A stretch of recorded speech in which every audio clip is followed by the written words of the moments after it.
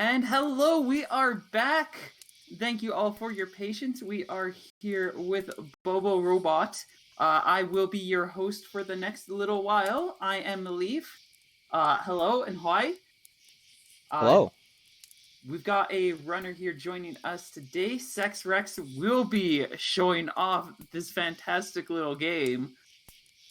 And we've actually got a donation that I can read out quickly too before we get started. From Tempest Mask 1000. I think I'm doing this correctly. If so, hello, Slurpathon. First time watcher, donor, and volunteer. We kicked things off great, and I can only assume it'll get better. Let's split this donation. $1 within these $3 will each go to As Your Dreams, naming the monster Ego, the sacrificial one Lego, and the pet color as green. Have fun, everyone. Now, on that note, we do actually have a couple of incentives kind of rolling in right here. As Your Dreams does have a couple of bid wars going in for that pet color as well as that name. And we've also got name wars going in for the monsters. You can go ahead and, if you make a donation, you can add in your bids right there to be able to check out those incentives. And on top of that, too, we are actually only $10 away from unlocking turbo bikes for Battletoads 2020. So you definitely want to check those out. With that all said from me, I will let Seckswrecks take things away. All right. So this is Bobo Robot, or as I like to call it, Bobo Robo. You know, T is silent. Keep the whole rhyming scheme going. This is a game by the Sock Pop Collective, who twice a month, if they put out a game for $3, if you're a subscriber to their Patreon, for as little as $3, you get all those games. So that's a 50% off deal. They're all really great, kind of short, fun little things. This one, it's kind of like a bite-sized Metrovania. That's bite with a Y, for those of you keeping track. And I guess I'm ready to go. So if I assume we're ready with the timer, so I'm just going to get started in 3, 2, 1, go. So right there you saw me kind of split into two halves. That is this game's version of the Morph Ball. It's a power-up that we will be skipping because it is not quite required. Here we're grabbing the gun, shooting those doors, and heading off on our way to get the first key. So what I'm doing here, that was what's called a super jump. So the game has two buttons on the keyboard bound to jump, Z and W. If you press both of them as sort of a piano roll, you get more height. And then a little note, since I'm running to the right and the game is forcing me to look left when I shoot, it looks like it's coming out of my butt. That's always cute. So in order to facilitate doing those double jumps, I actually am using slight rebinds on my keyboard so that my C key is acting as a W, and also my spacebar is acting as escape for pausing, which comes in handy in a little bit, as I'll describe. So here, I am grabbing the parts of my ship to rebuild it, and out of habit, because of in-game time strats, I am pausing, because this game works a little strange in that when you have the pause menu up, the game timer for the in-game time that shows at the end doesn't run, but the game world still happens. So for a few times, that'll be the strategy. Doing a few more super jumps here before... missed my shot. Before we grab the last bit of our ship that we need to collect. And then I'm going to do a death warp back to that save point I got earlier.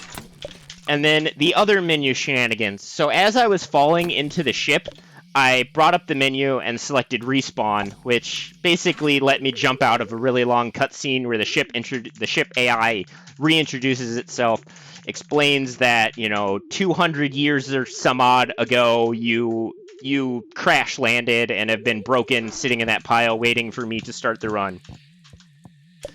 And so here we're skipping ahead to what is normally the third area in a casual playthrough, because I already know the secret to opening that door is jumping 5 times. Normally you need to collect a few things in order to gain that knowledge, but because knowledge is a progression item in this game, you can skip a few things. I'm also jumping into water, taking damage, because, robots don't like water. And grabbing this key, which I will be holding on to for a little bit here while we go into the really the only boss fight in the game. And here you have the guard preventing you from going into the throne room because you are a stinky robot, and frogs don't like stinky robots. But this frog also doesn't like being stared at. So we're just going to stare at him for a while, also with the pause menu up because, again, doesn't run the in-game timer while I'm doing this. This is a good time for donations, if there were any.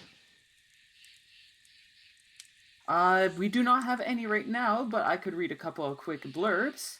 Slurpathon is raising money for Extra Life, which raises funds for the Children's Miracle Network hospitals. Proceeds go to the Alberta Children's Hospital Foundation. Feel free to cut me off if you've got any additional things you need to add in and say. Extra Life unites thousands of gamers around the world to play games in support of their local Children's Miracle Network hospital. Since its inception in 2008, Extra Life has raised over $70 million for sick and injured kids. Last year, Slurpathon raised $2,510.13 for Extra Life. This year, our goal is $3,000. If you could help us out and make us reach that goal, it would be greatly appreciated. Funds raised go to the Alberta Children's Hospital as unrestricted funds. This means the hospital decides where and how to spend the money to ensure the dollars raised make the biggest impact possible. Alright, so what you saw there was the frog fight.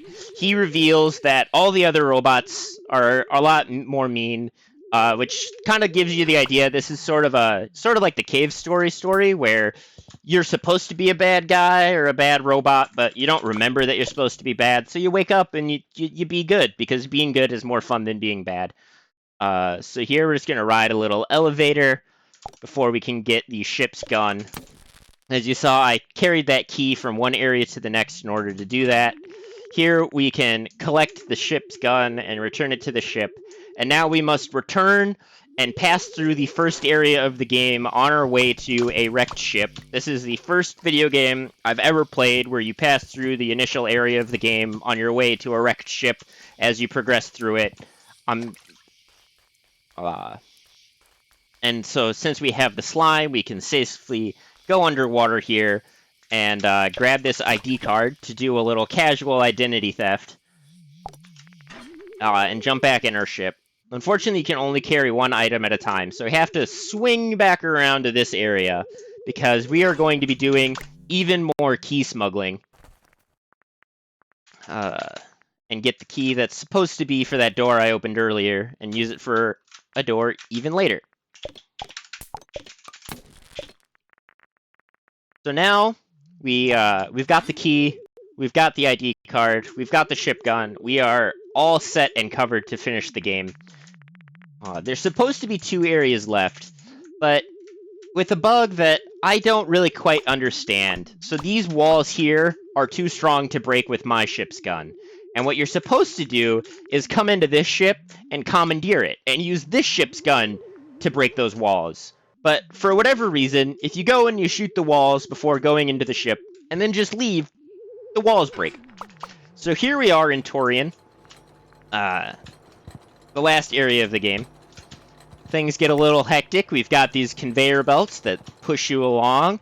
Going down there would be where I'd get the key that is supposed to be used in that door. But being a well-seasoned key smuggler, I can just skip right to the last half of this area. We're going to activate this save point. Super Metroid runners, look away. And then we've just got 2 doors to open here real quick.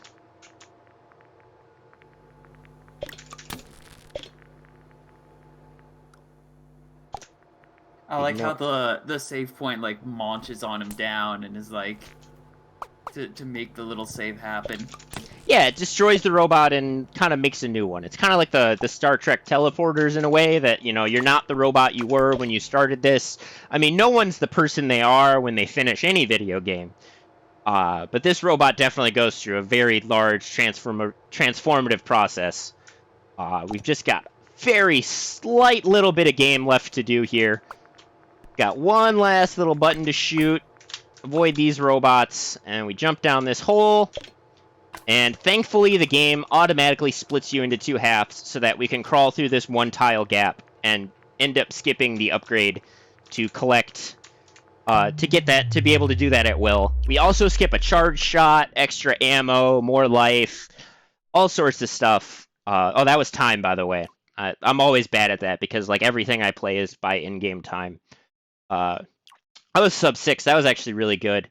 I want to thank everyone involved with Slurpathon for putting on this great event. The Children's Miracle Network is a wonderful cause. Slurpathon's always been a fun event to watch. I'm glad that because of unfortunate circumstances, they've had to go online, and I'm glad I can participate from home.